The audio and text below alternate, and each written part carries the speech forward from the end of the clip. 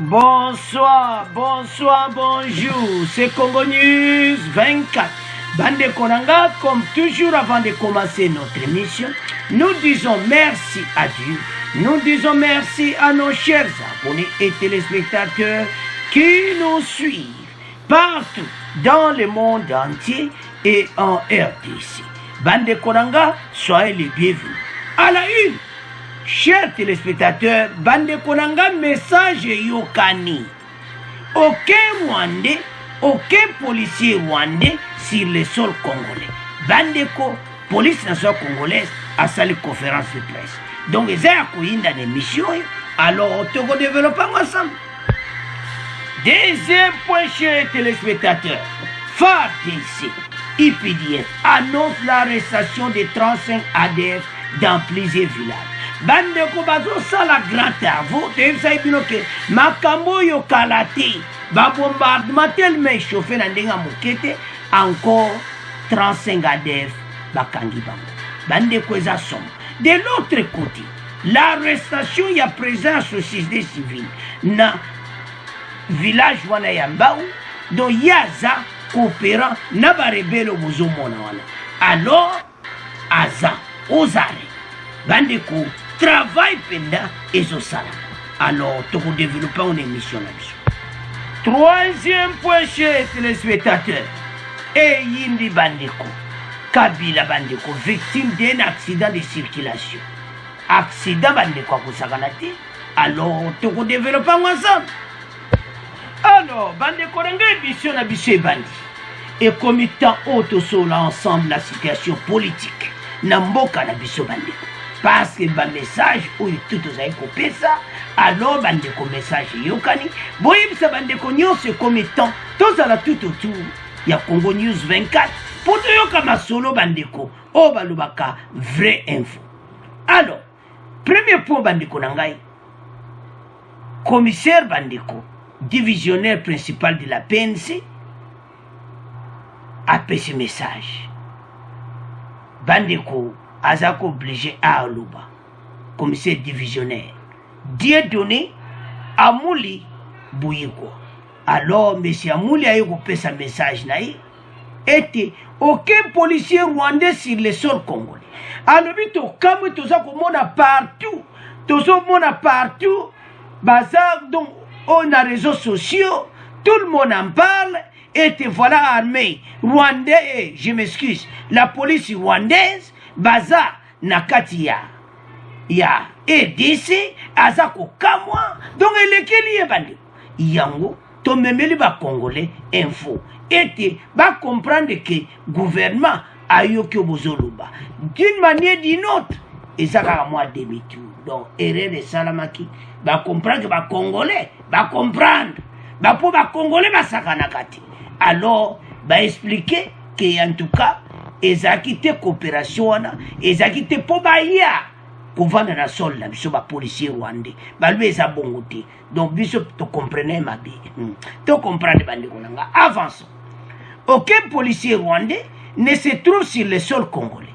La police nationale congolaise assure pleinement sa mission régalienne de protéger et sécuriser les personnes et leurs biens, a affirmé le commissaire divisionnaire principal de la PNC, Dieudonné Amouli Bouyiko, samedi 18 décembre à Kinshasa. Dieudonné Amouli Bouyiko dit avoir ni qualité ni grade pour signer un accord à l'entrée sur le territoire congolais d'une autre force. Il est retrouvé récemment à Kigali, au Rwanda, dans le cadre de sa mission comme président de l'EAPCCO, coopération régionale des chefs de police d'Afrique centrale, poste qu'il occupe depuis octobre. Abiya Kenegi Kuna. Et ça pour la coopération bazanango parce que yé nanini wana ya Afrique centrale, yende coopération régionale ya Afrique centrale, yé mutaza chef pour le moment. Dieudonné Amouli Bouyiko. Alobi ya Kenegi Kuna te pour la signer ba accord que bazala na sol na biso eza na cadre ya nino ba osala régional message et yokani bande kote sakabinoki peuple azana liloba tango toyaka na émission oyo bolobaka l'état ayokaka message abia kamwe na ba réseaux sociaux na ba YouTube l'émission tout osalaki que voilà bango ba signé contrat de police et pas ça bien ça bongo te balobi eza fake news information ya lokuta donc tant balobi eza info ya lokuta to comprendre la police nationale congolaise. Malheureusement sur les réseaux sociaux beaucoup de commentaires soutiennent que Dieudonné Amour Bouligwa est allé à Kigali pour signer les accords pour qu'une force de police rwandaise vienne en RDC. Bandeko. En tout cas, il y a autre bandeko, to faire attention à l'information. Mais les to pesaka, to faire attention. Mais, awa, to somona clairement, était message yokan. Mais bisopé, ba commentaire leki. Ce qui chef la police a comme le wake ba commentaire ba réseaux sociaux et indizi. Ah, ba abonné na biso les abonnés spéciaux. Ba pesaka vraiment loba. Bandeko yebe ça ba commentaire mususu. Tala. J'attends sous passage à police à lobby. Oh police, oh monsieur Amouli à lobby. Monsieur Amouli à lobby. Malheureusement, sur les réseaux sociaux, beaucoup de commentaires soutiennent que Dieudonné Bouligwa et Baigwa est allé à Kigali pour signer les accords pour qu'une force rwandaise vienne en RDC. Ba commentaire na o ba pesa ko bandeko ya te ça bandeko belé ba congolais basé sur ba congolais ante boza ko kosa yana mona batu soko zo gango zo lo non keba ba abonné oyo ce sont des intellectuels ba abonné oyo baza bato batanga kozo bango teka boy parce moi même moi parfois quand je lis les messages je sens quelque chose oyo kakapena patriotisme oyo kakapena ba abonné ora ba abonné na biso patriotique yango abatu musuba yakana d'insulte na regretaka botala ba message bandeko wana te moi tanga ba kombo ezati bazebele mais soko moni message bazopesa bandeko mona komi pena webi neza na YouTube okomi ba komi lire après wana donc on m'a clic na lire on moni sumulai donde kwa juita na yi pona susi wana ya RDC amone keza mboka ne koma ba Rwanda ba ya apesi vrai message bandeko momoni bandeko tozala bomoko fatia yukaka to kanza teke bango soki na niveau na basalaire fachi so yoki peuple a gangi fatia ko yok peuple ayoki kolela ya peuple et ko sala mate un Rwandais na kati ya RDC basa ba tout ce bango bic rouge biso nyoso ebiango avançons mais ba commentaire on police nationale congolaise balobi c'est ça la vérité maintenant. Nullement et nulle part nous avons fait allusion à une force de police rwandaise en RDC. Pas du tout. Nous, la police congolaise, devons rester dans nos obligations constitutionnelles, a indiqué le commissaire divisionnaire principal de la police nationale congolaise. Bandeko, alobi kengana kende kuna cadre ya Afrique centrale. Mais comment vous me misez en Gabou? Ah non, non, non. Bandeko, auto féliciter que na RDC tozana batamaili. Ba bono ba komaka vraiment solo. Yana reketa ba bono musubotala ba nyande bazokoma. Koma makamba be koya ko finga kate na be mission. Ah non, c'est bon. Message pende yokani. Selon lui, la police congolaise est capable de faire ses missions régaliennes comme il le faut, celle de sécuriser la population et ses biens. À lui, population, police a aidé ça limité. Alors ça, Moussala Yemoko. Pourquoi que benga la police rwandaise? Oh, Boniko, Isaya Koinda et si Indi. Félicitations, police congolaise. tozo féliciter bino. Pour boza vraiment ba combattant bo comprendre masou. Avance. Eza ya kuyinda na émission. Bandeko totiana botanga. Makambo na tu bandeko ba pesi biso na. Donc oyo kakapena ba vraie info. Nous n'avons pas besoin aujourd'hui de nous dérober de cette mission constitutionnelle et aller prendre une force étrangère pour sécuriser la population congolaise. Non, c'est non. Voilà. C'est faux, archi faux. Ce que je vous dis, c'est la voie autorisée et c'est la vérité. Nulle part on allait faire allusion dans nos entretiens à ça, à assurer Dieu donné à mon Dieu. Sikoyo tokena ne paye pa bandeko oyo bazai ko komana réseau bandeko musubu sokoza ne mfuti tikako balobi que voilà la police rwandaise bazana Goma, la police rwandaise bangwana kata Goma bozanga ka be information ya kopesa peuple naza sikona collé.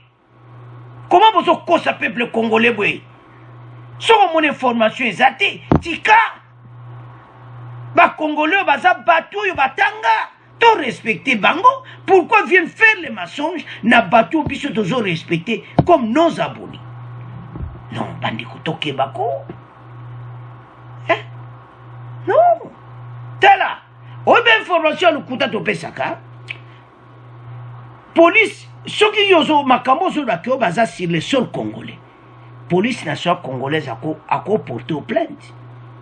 On l'accession na RDC, place yo mona ki la police rwandaise na kata RDC. Bako porter plainte na message à l'okuta. Et ça nous en Europe, bako porter plainte. Tokeba. O en Amérique, o wapi, ozo pesa info, pesa vrai info, tika ukosa ba Congolais. Non, galena, tani kabuna me. Oh, mais c'est bateau ba agis. Bazolo bake la police rwandaise bazana Goma. Nzambe nanga motema pasi alors que bazana bango mo bakonzi bazana 4 ya kosala masolo o bayokana ki na Afrique centrale batambola kaizate ke mutu moko police baya vendre pas non. Dieu donné nous mutaza pour le moment président to comprendre que muta o diriger en mikolo coopération régionale ya chef de police de l'Afrique centrale et ça police na biso muta o diriger. Bandeko, et ça là qui est propriété. Alors, la police nationale rwandaise et la police nationale congolaise ont signé lundi 13 décembre un mémorandum de coopération bilatérale dans le cadre de la sécurisation des frontières entre la RDC et le Rwanda. Abiba signé qui yango. Mais ça te que baya na sol na biso. Yango be interprétation, yango bo makamboka. Alors, bande konanga le quoi de comprendre message yokani c'est à ce point to tiki premier point to comme que na deuxième point. Alors bande konanga to comme na deuxième point na biso FARDC UPDF annonce l'arrestation de 35 ADF dans plusieurs villages. Bandeko bazo sala vraiment boulot. Message à chef de l'État Pesaki et Yokani. Pourquoi tu passes de bing saki bango to yokana ki bazana biso poto mona ba preuve. Bandeko ba bombardement sami na ndenga mukete 35 ADF dans plusieurs villages. Après avoir réhabilité les routes pour faciliter le mouvement des troupes, les forces armées de RDC, FARDC et Ouganda IPDF sont passées à l'offensive et ont bombardé de nouveau campements ennemis identifiés en territoire de Béni, Nord Kivu et dans la province de l'Ituri.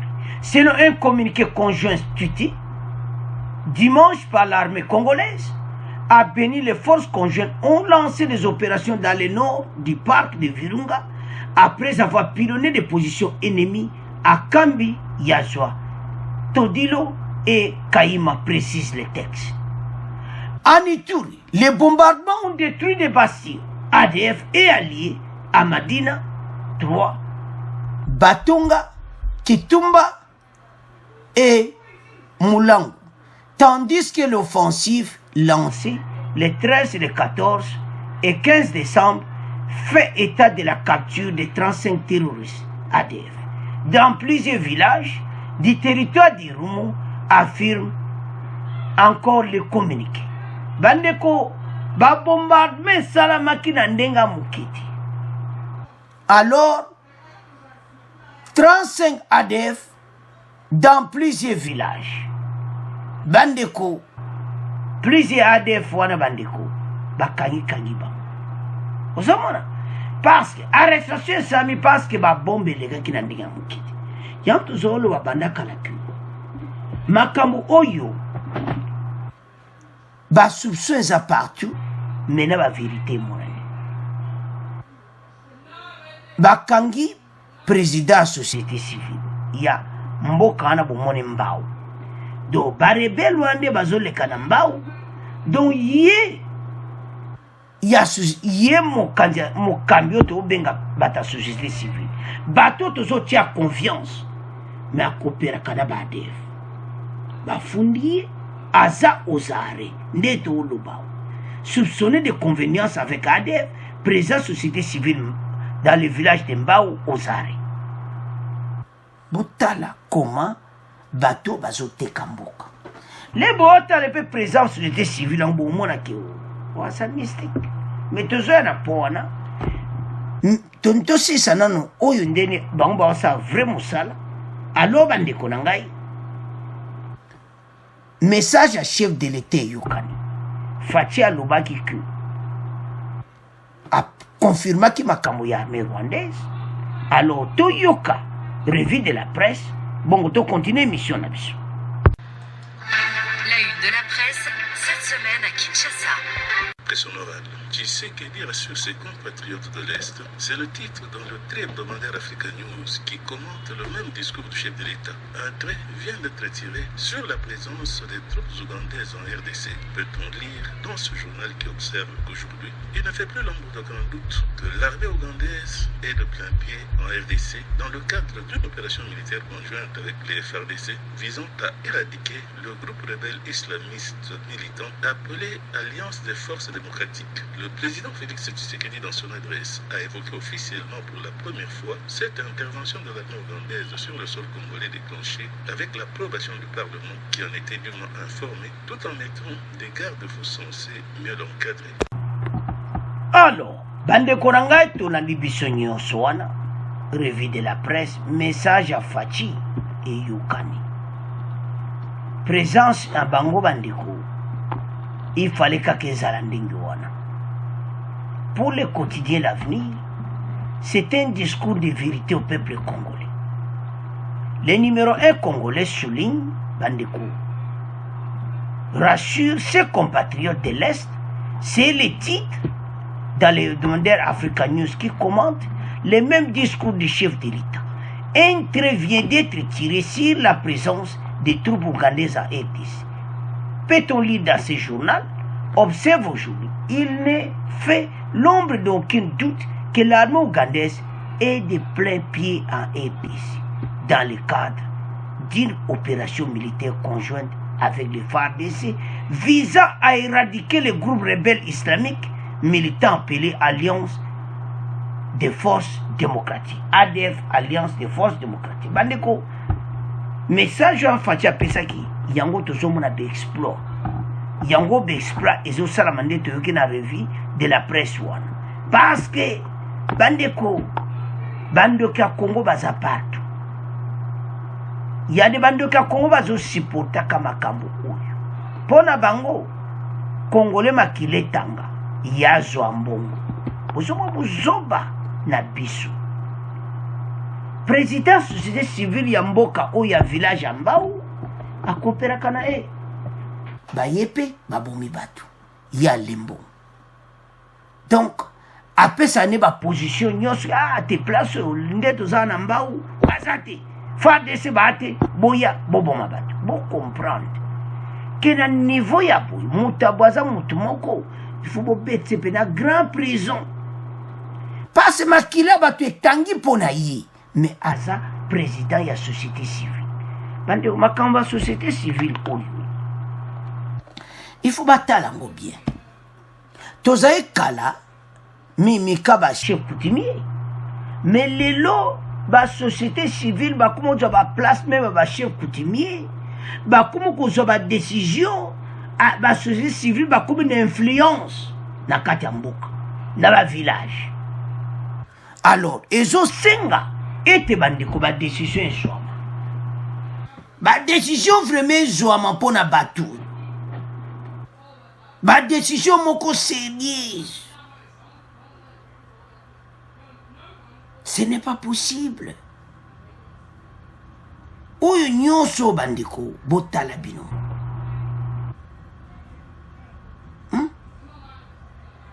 Situation eza mabe.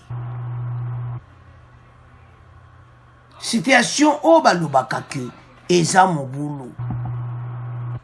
Komona ke ba société civile bazozwa ba engagement moko do peuple akufa na ye kuna zati pona ye badef bapese mbongo ya sepeli.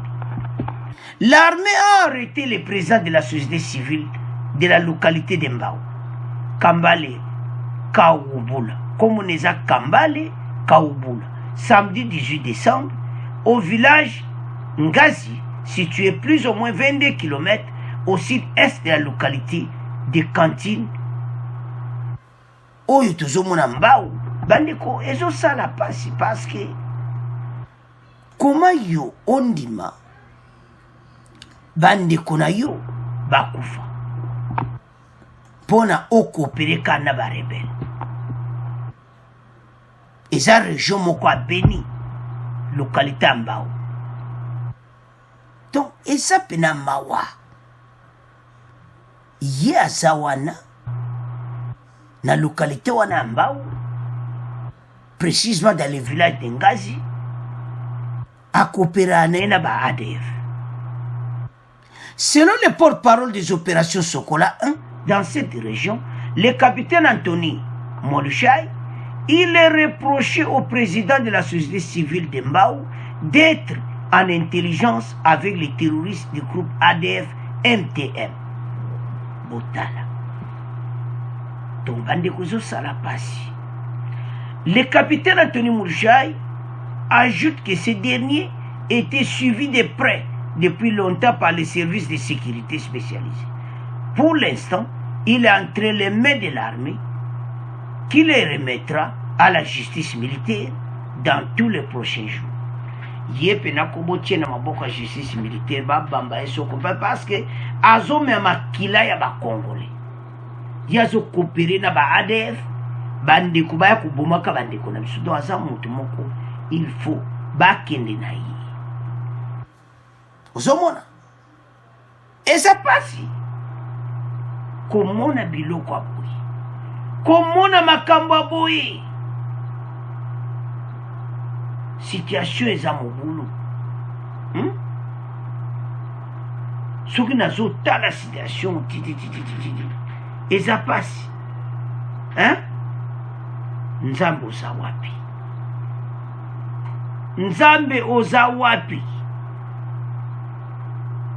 ezosala mawa tala bato bazoboma bandeko na biso me biso mo bandeko to biso moko kaka société civile batraître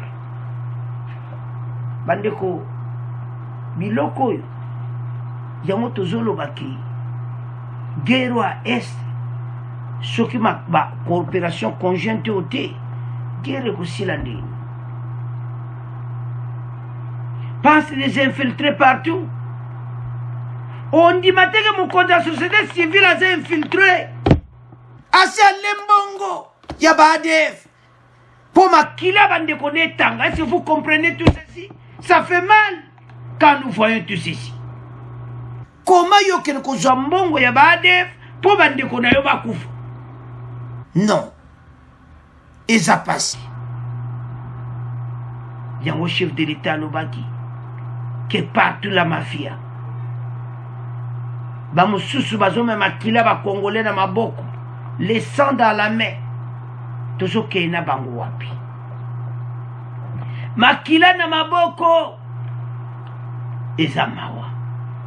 Alors bandeko eza pasi koloba osoko ozotala makambo boye ezosala pasi komona koma basituation ya boye toza komona kaka bakonzi mosusu baza na Kinshasa partout nzoka nde na bango moko bata société civile. Alors aza ozare bandeko eza pasi tokomotika ngo na bino tokomokende sikoyo na point ya Kabila. Alors bandeko na nga tokomi na point na biso ya suka ya Joseph Kabila. Message j'ai tamboli partout na réseaux sociaux que voilà likambo boye salami do ba commentaire moko don topesa ba vrai info pas c'est ça qui te côté. Et ça accident mais pourquoi tu as inventé makambo ebele hein biso ba congolais na ebité tozoke na mboko wapi toloba makambo te vraiment ndenge ezali mutu fa lukatia moi alo bango na ndenge moko soki ndenge nini voilà non ba congolais baza na poste information l'air ba yaka wana réseaux sociaux ezate ke toloba na ba makambo yo o eza ya solo te reporter accident ndenge salami tia ba congolais batanga po congolais doit vraie information. C'est ça et l'autre tozolinga mboka na biso échanger bandiko accident salama ki na entraki ngankati ndenge bo moni tolinga to expliquer en très très propre bandiko nanga pour te comprendre comment vérité na accident de circulation Joseph Kabila à l'entrée de Kingankati. Victime d'un accident de circulation, Joseph Kabila sort indemne. Donc, c'est-à-dire, il y a un problème. Mais, garde corps a un problème. Beaucoup de gens ont Ndenge Salamaki. Garde corps, c'est Salamaki côté garde corps Azali ou bien côté Kabila Azali. Parce qu'on a bien à voler Kabila Yemum Taotamsa. Et c'est tout de côté garde corps, il y a un problème sérieux, bandeko.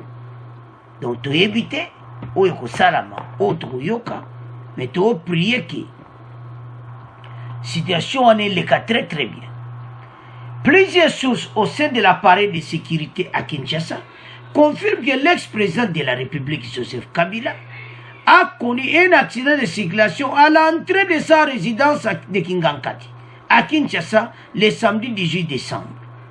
Salamaki le samedi, aussi je crois bien le soir. Donc à Kingankati. Selon ses proches, le sénateur a vu se porter bien après trois tonneaux subis. Politico CD apprend également que l'une des gardes de Joseph Kabila, qui était dans sa suite, se trouve dans un état critique. Donc, selon médias Nabiso na Kinshasa, balobi que après 3 tonneaux subis, après également que l'une des gardes de Joseph Kabila, qui était dans sa suite, a un état critique dans l'hôpital. Et je sais que intervention à Makasi, toujours il battait sur le temps d'entrée wana, de toujours mon entrée wana. Est-ce que position y a entrée wana comment? Et ça tout y bordir wana, tout y ni wana béton wana est en entrée ou bien donc situation ça comme au boulot. Mais bah le but que yemo Kabila za en bonne santé, mais des gardes de corps aza grave. So bah le but est critique, c'est-à-dire tokoyo kapé que o sangwa mabeyi. Ce bande connaît pour le moment. Donc, j'en suis sûr, Azan de connexion congolais. Place à Zali, ma prière est à la ponaï. Parce que, au début, bande de connaît circonstances, mi mingi salamaka. Tout le monde a mis na ba konzi. Tout le monde a mingi. Au mon konzi a un problème, tout le monde a mbala moko. Garde courage, le problème est salamaka mingi. Yango zo senga. La prière était à la sauver, mais il fallait même éviter parce que hôpital au place azali parce que ça état moko critique tant balobi que mutaza état critique ça dit pas si ça makasi peut-être à kokozwa ne di opération parce que ça va kamoko ou bien accident monsieur zalaka sur jus ou bien carré panzani makasi peut-être na lokolo basala yo ba opération pe sala makami yango tomonaki bandeko toya kopesa message oyo mais yemo Kabila aza en forme. Alors c'est ça nouvelle oyo koi donc on a l'entrée à Kingankati likambo ko tonto loba na pe pona Kingankati pourquoi pas et ça message totika ba congolais so totika on a bino pourquoi pas Kingankati oyo et comme un patrimoine à l'État. Comme ça, bon, qu'il y a un trésor public, parce que l'État a besoin. Il y a un président, après ça, il y a des cadeaux. On a des cadeaux proposés. Mais, à tout le monde, il y a une circulation. Donc, garde le corps, ça n'est pas beaucoup difficile l'hôpital. Alors, tout y éviter. Mais, suite, il y a une mission. Alors, bande Konanga, c'est à ce point de comment clôturer l'émission à Bissou. Bon abonner massivement, bon partager. Au revoir, à la prochaine.